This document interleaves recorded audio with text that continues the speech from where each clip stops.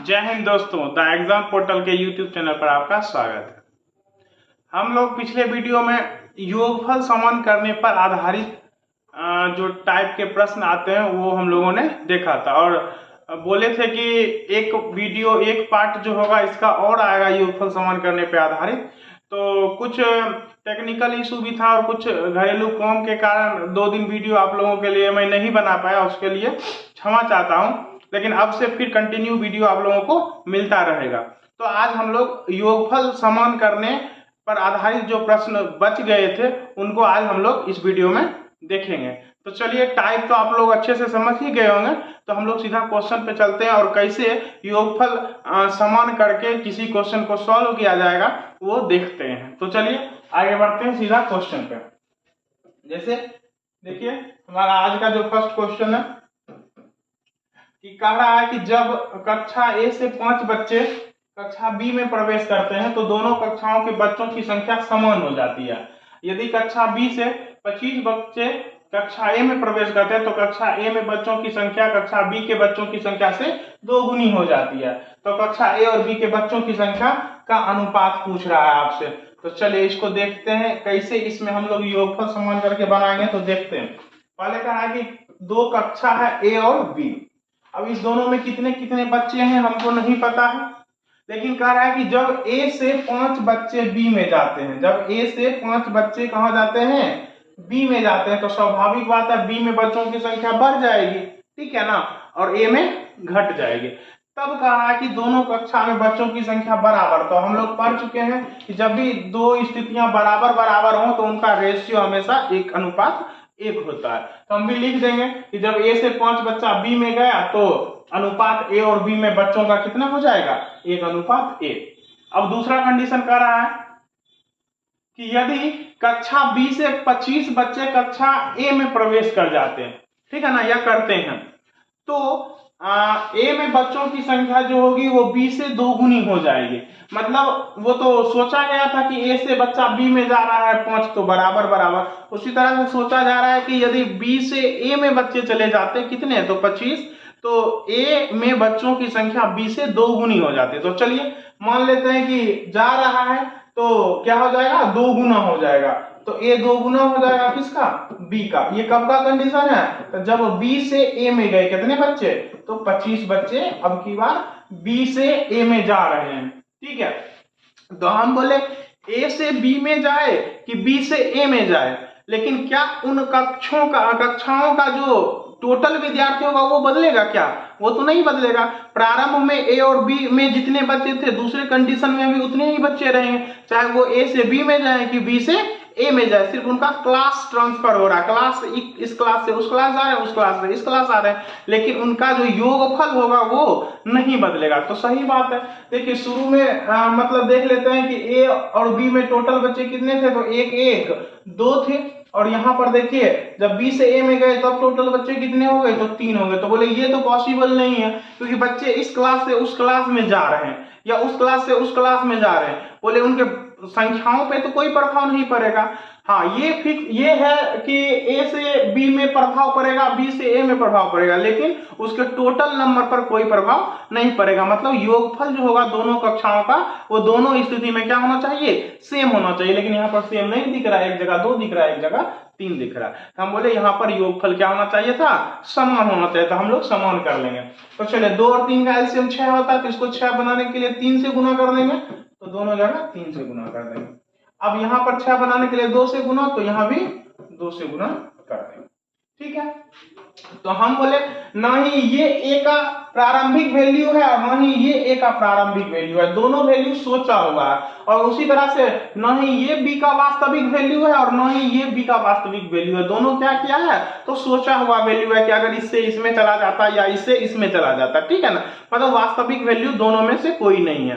तो लेकिन सोचने वाली बात है कि ए यहाँ पर बी को दे रहा था, ठीक है ना, ए यहाँ पर बी को दे रहा था, ठीक है ना, और यहाँ पर बी ए को दे रहा है। मतलब कहने का मतलब क्या, ए यहाँ 5 इसको देता तो बी तो सोच रहा था कि ए हमको देगा, ए हमको देगा तब हम ए के बराबर हो जाएंगे। और उल्टे क्या होगा, तो बी से ही ले लिया गया, बी से ही ले लिया गया। बी 5 आने का सोच रहा था कि मेरे पास 5 आएगा, लेकिन उल्टा क्या काम हुआ, और बी से ही 25 किसमें दे दिया गया, मतलब ए में दे दिया। तो बोले बी को नुकसान कितना हुआ, बी का नुकसान कितना होगा, तो बोले बी 5 आने का संभावना लगा रहा था और उल्टे क्या क्या हुआ काम कि बी से ही ए में चला गया। तो बोले 5 आना था, 25 चला गया, मतलब 5 इधर तो लॉस हुआ ही आने वाला, प्लस 25 इधर से भी लॉस हुआ, मतलब 25 और 5 30 का लॉस बी को हो रहा है। बी को कितने का लॉस हो रहा है, 30 को।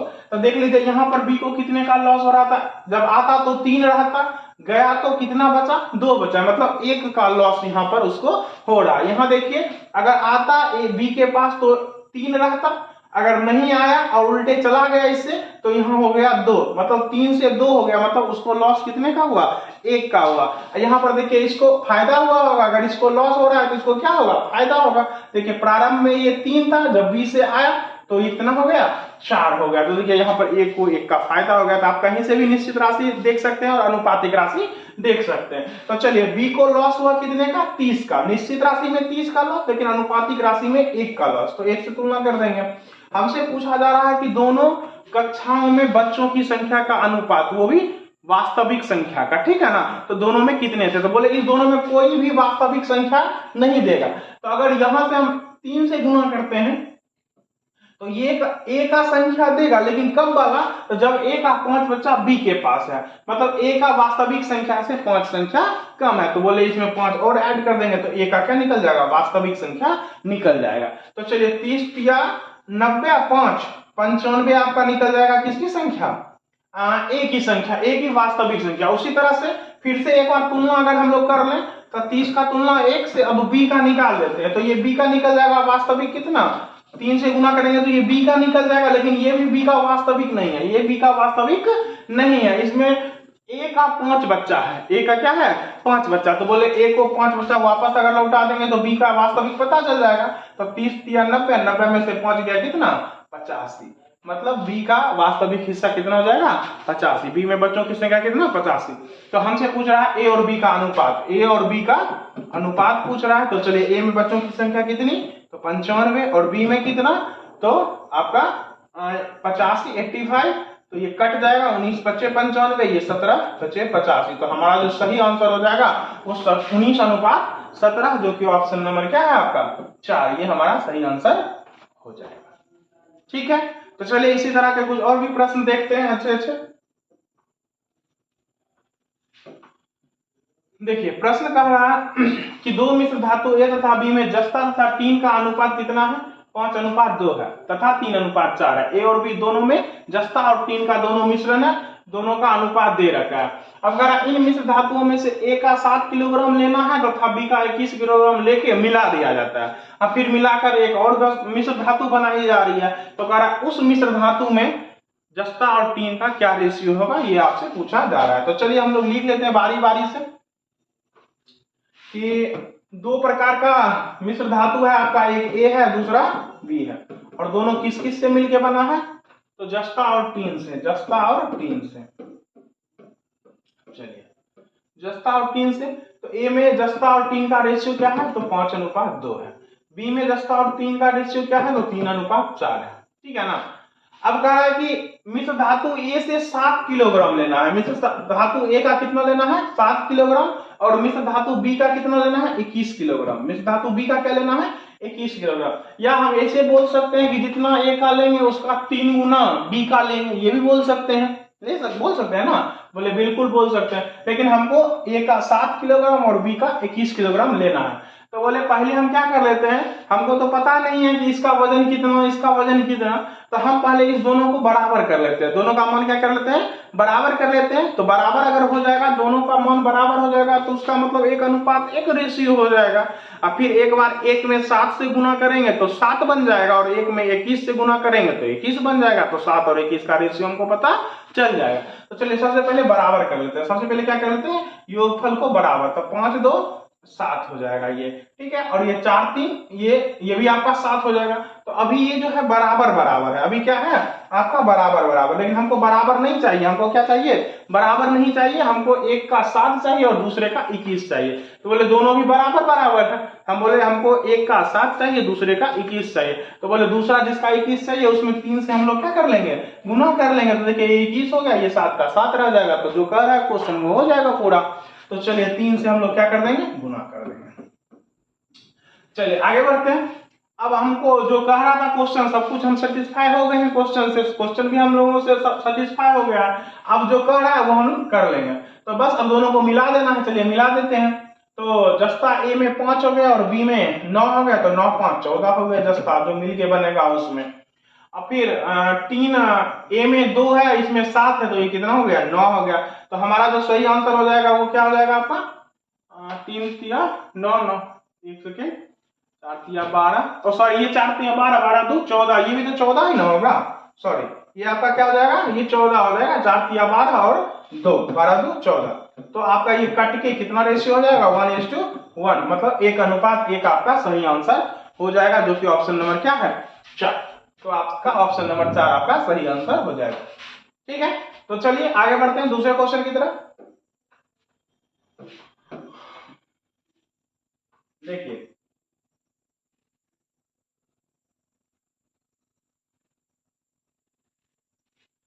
क्या है, 3 कंटेनरों के आयतनों का अनुपात 3:4:5 है। 3 कंटेनर है जिसमें आयतन जिनका जो है वो 3 4 5 के रेशियो में है।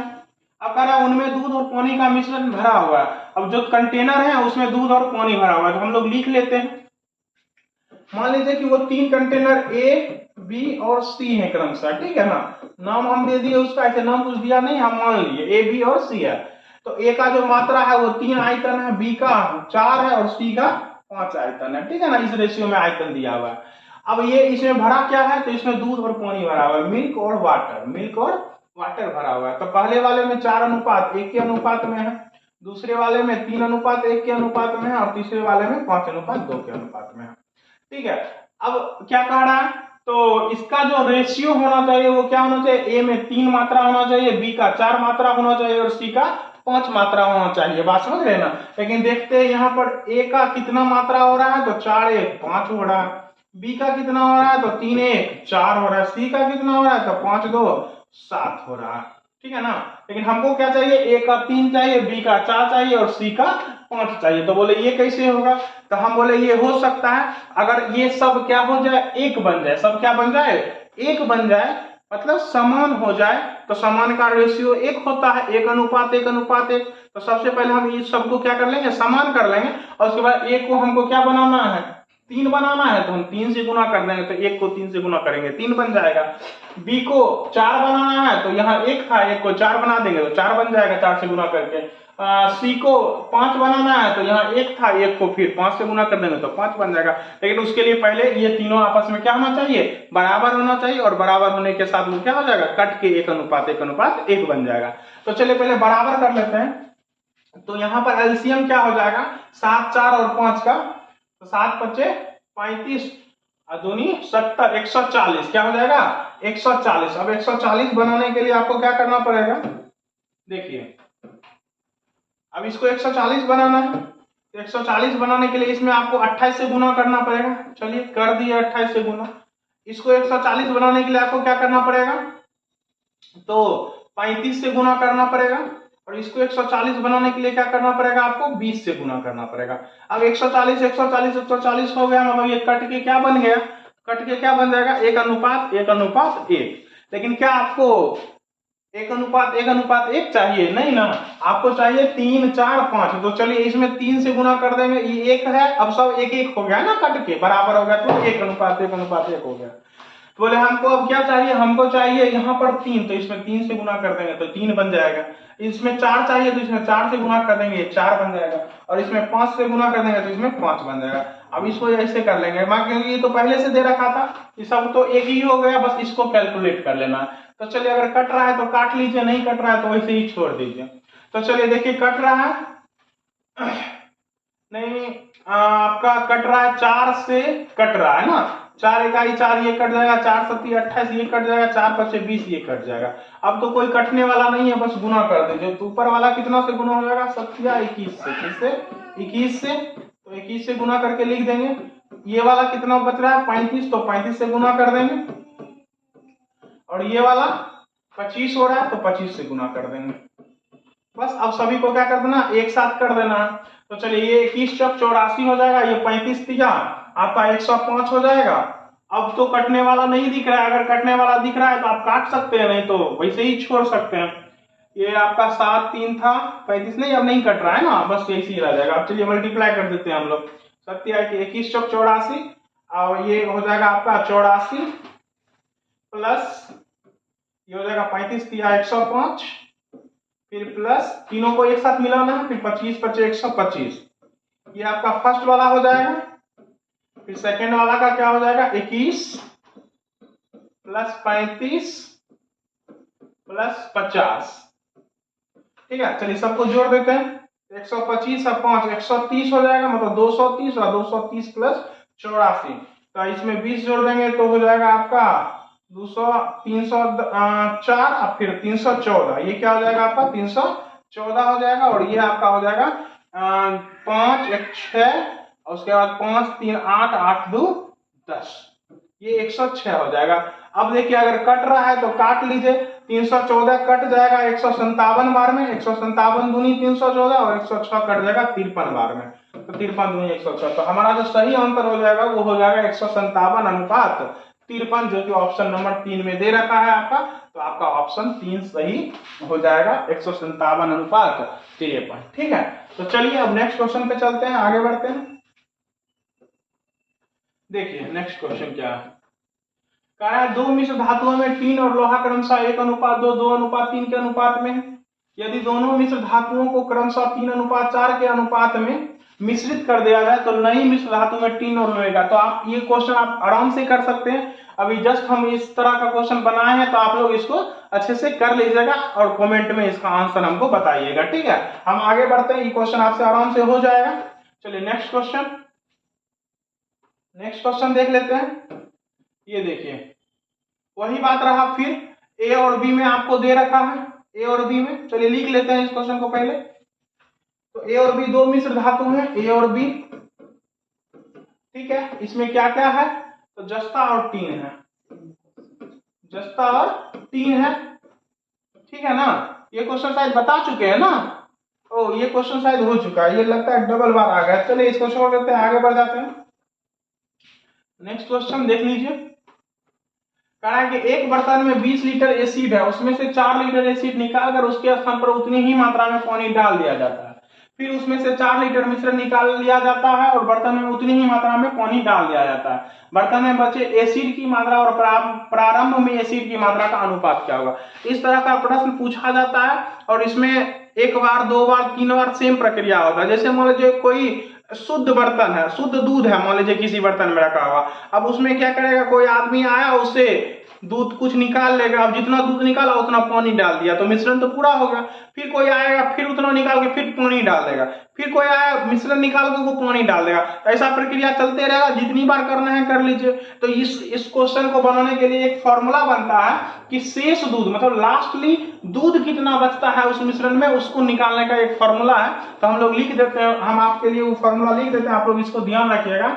शेष दूध बराबर, शेष दूध का मतलब जो लास्टली दूध बचता है, ठीक है ना, उस मिश्रण में इस प्रक्रिया के बाद, वो होता है शुद्ध दूध। मतलब प्रारंभ में जो दूध था, दूध के हिसाब से ही लिख रहे हैं शुद्ध दूध। अब एसिड रहे कुछ रहे उसके जगह पर कुछ भी हो सकता है, लेकिन हम लोग दूध पे चलते हैं, ज्यादातर क्वेश्चन इसमें दूध पे ही पूछा जाता है। ठीक है ना, तो शेष दूध मतलब लास्ट में कितना दूध बचेगा प्रक्रिया के बाद, तो शुद्ध दूध इंटू 1 माइनस निकाला गया दूध, ठीक है ना, निकाला गया दूध बटा शुद्ध दूध, बटा में फिर लिखेंगे शुद्ध दूध और पर पावर n, जितनी बार प्रक्रिया हो जाए, ठीक है ना, वो प्रक्रिया जितनी बार होगा उसको हम लोग n बोलेंगे। तो चलिए इस प्रश्न में देख लीजिए, दूध की जगह क्या है आपका एसिड है। तो शुरू में कितना था 20 लीटर, तो मतलब यहाँ पर शुद्ध दूध या शुद्ध एसिड हो जाएगा कितना 20 लीटर। हम लोग पहले शेष का निकाल रहे हैं, शेष कितना लास्ट में कितना बचा वो निकाल रहे हैं। तो 20 इंटू 1 माइनस निकाला गया, तो निकाला कितना गया था 4 लीटर ना, 4 लीटर निकाला गया कितना में, तो शुद्ध दूध फिर 20, और यह प्रक्रिया 2 बार होगा तो पावर लिख देंगे 2। चलिए तो इसको हम लोग बोलेंगे 20 गुना, ये 4 से तो कट जाएगा 1/5, तो ये घट के हो जाएगा कितना 4/5। ये प्रक्रिया 2 बार तो लिखेंगे 4/5 2 बार। 5 से 5 चौका 20 कट जाएगा, तो आपका जो आ जाएगा 4 चौका 16 चौका 64, मतलब 64/5 लीटर लास्ट में आपका क्या बचेगा, एसिड बचेगा लास्ट में। और आपसे क्वेश्चन ये तो नहीं पूछ रहा है कि लास्ट में कितना एसिड बचेगा, आपसे क्वेश्चन पूछ रहा है कि लास्ट में एसिड बर्तन में बचे एसिड की मात्रा, मतलब लास्ट में जो बच रहा है एसिड वो, और प्रारंभ में एसिड की मात्रा। तो चलिए लिखते हैं, लास्ट में कितना बचा, शेष कितना बचा, और प्रारंभ में कितना था उसका आपसे पूछ रहा है, हम लोग लिख लेते हैं। तो शेष बचा कितना 64/5, और प्रारंभ में कितना था 20। तो बोले अनुपात तो कभी भी भिन्न में नहीं रहता है, तो हम लोग क्या कर लेंगे, इसको भिन्न से हटा देंगे। तो हटाने का नियम क्या है, भिन्न से पूर्णांक में बदलने का नियम क्या है, तो बस एलसीएम से गुना कर देना, तब 5 का एलसीएम तो 5 ही हो जाएगा, तब 5 से 5 कट जाएगा, तो 64 अनुपात क्या आ गया 100, 64 अनुपात 100। अगर कट रहा है तो काट लीजिए, 16 चौका 64, 25 चौका 100, तो हमारा जो आंसर हो जाएगा वो 16 अनुपात क्या हो जाएगा 25, 16 अनुपात 25 हो जाएगा। क्या हो जाएगा 16 अनुपात 25, जो कि ऑप्शन नंबर 3 में है। तो आप इस पर आधारित और भी प्रश्न आप किरण के बुक से प्रैक्टिस कर सकते हैं, इसमें कई प्रकार के क्वेश्चन इस तरह के दे रखे हैं, आप उससे प्रैक्टिस कीजिए। और आज योगफल समान करने पर जो आधारित प्रश्न था उसका टाइप जो हम लोग अभी पढ़ रहे थे, 2 क्लास इसका हम लोग ले चुके हैं, तो आज इसको यहीं रोकते हैं और नेक्स्ट वीडियो में हम लोग मिलेंगे नेक्स्ट टाइप के साथ। तब तक के लिए धन्यवाद।